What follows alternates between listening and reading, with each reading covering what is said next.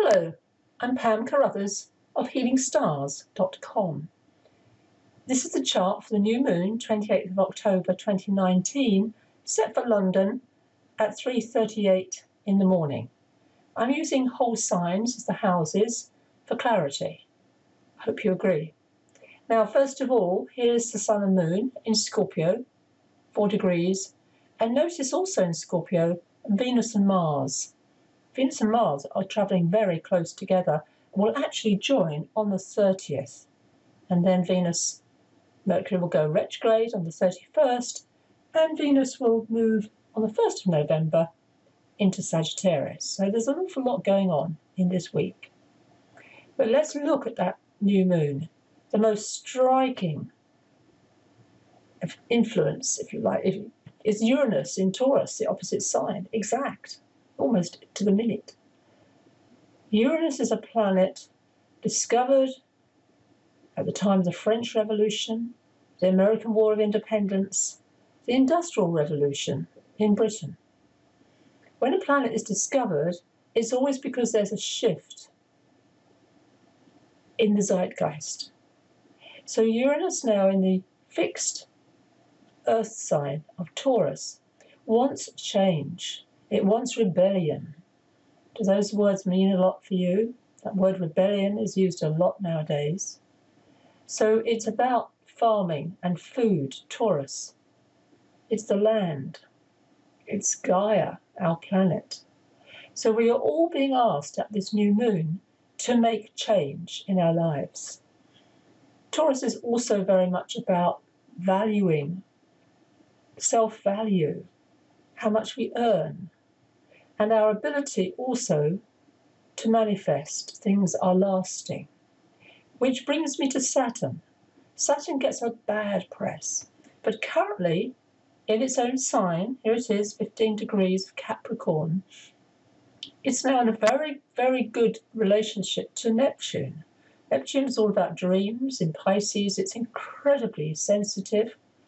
And Saturn is saying, let's make it real. I often suggest a wish list at new moons. Not every time, but especially now, to write down what you really, really want in your life. And rather than your head, I'd love a new car, I'd love a new house. It's really about what is it, the new car, a new house, what does it really bring to you? And about listening to your heart. Mars is in Libra. Now, traditionally, Scorpio is ruled by Mars. Mars in Libra is not strong. Mars wants to get things. It's active. And Libra is quite passive and diplomatic. It wants to please people. That's the nature of Libra.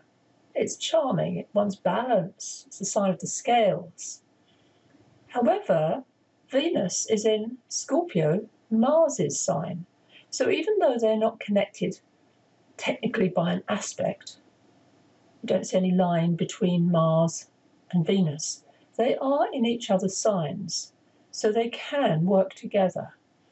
Passion is Venus and Mercury in Scorpio, along with that new moon.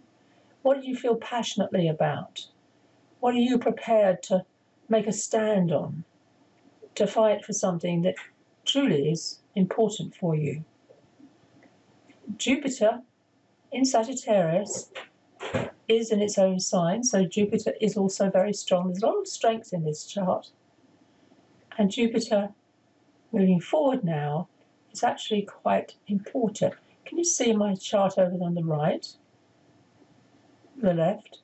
Jupiter is actually making a good relationship with that Venus, a good relationship to Neptune, a good relationship to Pluto. All the blue lines are positive and flowing energy.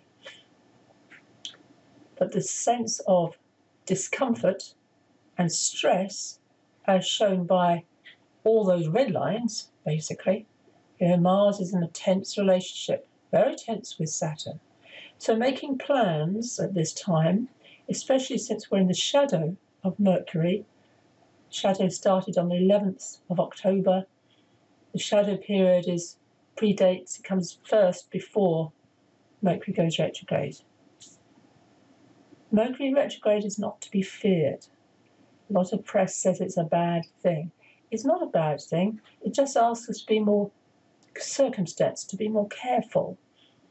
Notice that the UK has changed time zone and the US hasn't yet, so there's a disconnect of time across the ocean. What is it, the message this new moon wants to bring to you? For me, I have my Mercury in Scorpio along with my Sun in Scorpio, so I've been noticing very much what I'm dreaming about, old boyfriends appearing from back when. I think, why am I dreaming about or thinking about that particular person? Clearing is important because Uranus wants things to clear, to change, to shift.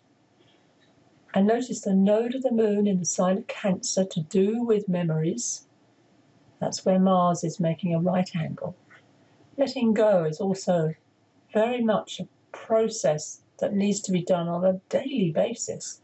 And Mars with Neptune, if you notice that dotted green line, it's called inconjunct, but Mars and Neptune, Neptune's dreams, illusions, and Mars is saying, now's the time to let the past be the past. And I said it before, but I repeat it. In A Course in Miracles, it says, all your past, except its beauty, is gone, and nothing is left but a blessing. So write your new moon list of what you really, really want from your heart. And what does it mean for you? Moving